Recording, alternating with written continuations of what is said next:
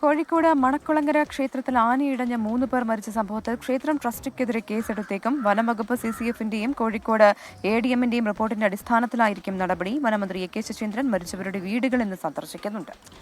Sameer C. Muhammad ചേരുന്നുണ്ട് വിവരങ്ങളുമായി. Sameer, good morning. Sameer, കഴിഞ്ഞ ദിവസം ഈ ദുരന്ത വാർത്ത വരുന്നു, അതിൻ്റെ ദൃശ്യങ്ങളൊക്കെ തന്നെ വല്ലാതെ നമ്മളെ സങ്കടപ്പെടുത്തും, വേദനിപ്പിക്കും. അപ്പോൾ എന്താണ് സംഭവിച്ചത്, ഏത് ഭാഗത്താണ് വീഴ്ച പറ്റിയത് എന്നുള്ള കാര്യത്തിൽ ഇപ്പോൾ ക്ഷേത്ര ഭാരവാഹികളൊക്കെ പറഞ്ഞിരുന്നു, ട്രസ്റ്റി അവരൊക്കെ പറഞ്ഞിരുന്നു നമ്മുടെ ഭാഗത്ത് വീഴ്ചയില്ല എന്നുള്ള രീതിയിൽ കൃത്യമായ നിയമ നടപടികളൊക്കെ പാലിച്ചായിരുന്നു ആനയെ എഴുന്നള്ളിച്ചതും ഉത്സവം നടത്തിപ്പും കരിമരുന്ന് പ്രയോഗവും ഒക്കെ എന്ന് പറഞ്ഞിരുന്നു.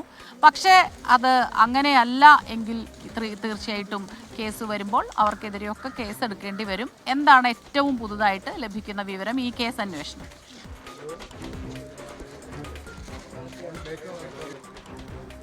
Very good morning. Koyilandy Manakkulangara ക്ഷേത്രോത്സവത്തോടനുബന്ധിച്ച് ആനകൾ ഇടയുകയും 3 പേർ മരിക്കാനിടയാകുകയും ചെയ്ത സംഭവവുമായി ബന്ധപ്പെട്ട് ഇന്നലെയാണ് CCFന്റെയും ADMന്റെയും റിപ്പോർട്ട് ജില്ലാ കളക്ടർക്ക് കൈമാറിയത്.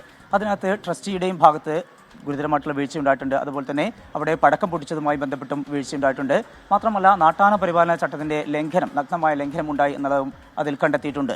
ഈ വിധത്തിൽ ആളുകൾ ചുറ്റിൽ നിൽക്കുമ്പോൾ അതിനെ ചെങ്ങലയിട്ടിരുന്നില്ല എന്നുള്ളതാണ് ഏറ്റവും പ്രധാനപ്പെട്ട കാര്യം. ഇത്തരം വിഷയങ്ങളെല്ലാം കൂടി പരിഗണിച്ചുകൊണ്ട് ഒരുപക്ഷെ ട്രസ്റ്റിക്കെതിരെയും കേസെടുക്കും എന്നാണ് നമുക്കിപ്പോൾ ലഭ്യമാകുന്ന വിവരം. നിലവിൽ 3 പേരുടെ മരണവുമായി ബന്ധപ്പെട്ട് ലീലയുടെയും അതുപോലെ രാജൻ, അമ്മക്കുട്ടിയമ്മ ഈ 3 പേരുടെ മരണവുമായി ബന്ധപ്പെട്ട് അസ്വാഭാവിക മരണത്തിന് മാത്രമാണ് കൊയിലാണ്ടി പോലീസ് കേസെടുത്തിരിക്കുന്നത്. ഈ ADMന്റെയും CCFന്റെയും റിപ്പോർട്ട് പരിഗണിച്ചുകൊണ്ട് ആനപ്പാപ്പാന്മാർ, അതുപോലെ തന്നെ ട്രസ്റ്റി, കൂടാതെ ആ പടക്കം പൊട്ടിച്ചവർ ഇവർക്കെതിരെ കൂടെ കേസെടുക്കും എന്നാണ് നമുക്ക് ലഭ്യമാവുന്ന വിവരം. ഈ സംഭവവുമായി ബന്ധപ്പെട്ട് 31 പേർ ഇപ്പോൾ ചികിത്സയിൽ കഴിയുന്നുണ്ട്. അവർ കോഴിക്കോട് മെഡിക്കൽ കോളേജിലും കൊയിലാണ്ടി താലൂക്ക് ആശുപത്രിയിലുമായാണ് ചികിത്സയിൽ കഴിയുന്നത്. ഇവരുടെയൊക്കെ അപ്പം മരണപ്പെട്ടവർക്കും ആ മരണപ്പെട്ടവരുടെ കുടുംബത്തിനും അതുപോലെ ചികിത്സയിൽ കഴിയുന്നവർക്കുമുള്ള ധനസഹായം ഉണ്ടാകുമോ സർക്കാരിൽ നിന്ന് എന്നുള്ളതാണ് ഏറ്റവും പ്രധാനപ്പെട്ട കാര്യം. ഇന്ന് വനം വകുപ്പ് മന്ത്രി AK ശശീന്ദ്രൻ ഈ മരിച്ചവരുടെ വീട് സന്ദർശിക്കുന്നുണ്ട്. ഒപ്പം തന്നെ ചികിത്സയിൽ കഴിയുന്നവരെയും അദ്ദേഹം കാണും. ഈ വേളയിൽ ധനസഹായം പ്രഖ്യാപിക്കും എന്നാണ് പ്രതീക്ഷിക്കുന്നത്. ഇന്നലെ മന്ത്രിമാരായിട്ടുള്ള മുഹമ്മദ് റിയാസ്, അതുപോലെ തന്നെ MP രാജേഷ് എന്നിവരും പ്രദേശത്ത് സന്ദർശനം നടത്തിയിരുന്നു. ഈ കുടുംബാംഗങ്ങളൊക്കെ ആശ്വസിപ്പിക്കുകയും ചെയ്തിരുന്നു. ഈ സംഭവം, അതായത് നാട്ടിൽ തുടർച്ചയായിക്കൊണ്ട് വലിയ രീതിയിലുള്ള സംഭവങ്ങൾ ഉണ്ടാകുന്നു. വിവിധയിടങ്ങളിൽ ഈ നാട്ടാന പരിപാലന ചട്ടത്തിന്റെ ലംഘനം ഉണ്ടാവുകയും ആളുകൾ മരിക്കാനിടയാവും ചെയ്യുന്ന സാഹചര്യം ഉണ്ടാകുന്നു.